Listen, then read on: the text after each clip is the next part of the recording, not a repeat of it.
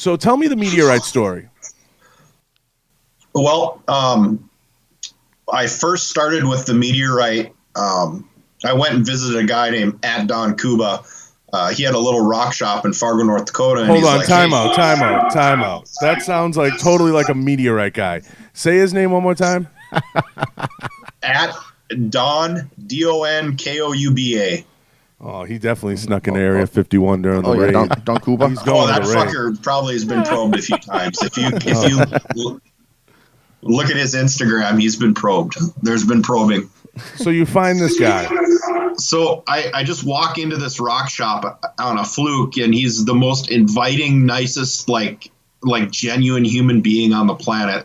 And then he brings out this little rock, and the fucking thing weighed like 10 pounds, and it was just tiny.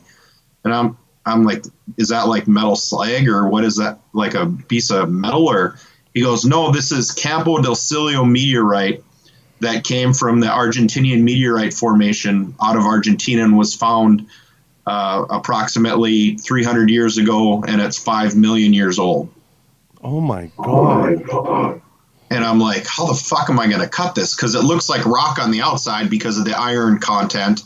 And it's basically a nickel iron meteorite. And you have to cut it with lapidary equipment. And like, it's, if you ever saw the documentary on the Uthbert, the Viking sword that was so sharp and well renowned, it was kind of what they did, the legend of, what the fuck is the guy that the Sword and the Stone guy? Excalibur. Yeah, the legend of Excalibur actually came. The story of that came from the Uthbert, which was a Viking sword made with iron and meteorite. This is Fun fact about meteorite: I could engrave it. So keep going. How does the meteorite end up in Jeremy's? What does it even cost? It's usually between $1 and $8 a gram. So pretty much, Jeremy, that's what Coke runs right now in Vegas, isn't it?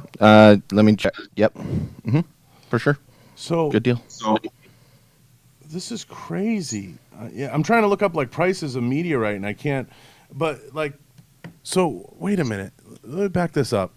I went to a steakhouse during NRA in Dallas, and they were selling Wagyu beef by like the ounce. And it was like $60 an ounce. Yeah, that shit'll break your pocket, bro. Yeah, and I remember Tony looking at across the table to me, and he was like, "This shit costs more than blow in Miami." And I mean, this is crazy. So, how much of it does it take to make a 1911? And I know this is the one Lou did, right? Yeah. All right. Yeah. So, I know Lou just as good as Jeremy. And this is crazy that you gave that animal this shit. So what does it cost? Like, what's the cost of putting? What the fuck? What does it cost to procure this? And like, you got to be scared shitless. It has to be the most expensive 1911 ever, right? Right? Well, Lou actually got a lot of the material from another vendor before, and then Lou and I kind of met at the tail end of it.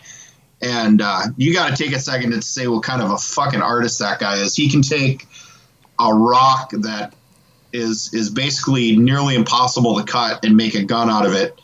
Is probably the most prolific artistic thing I've ever seen in my life. Yeah, he's a freak for sure. And so then on the tail end of it, I end up with the gun grips, and it's scary because even the scraps and the shavings are worth, $1 or $2 a gram. What does it go for at auction? I think like $1 million, wasn't it, Jeremy? Or 1.5? It was like just over $1 million for him. This is crazy. Yeah.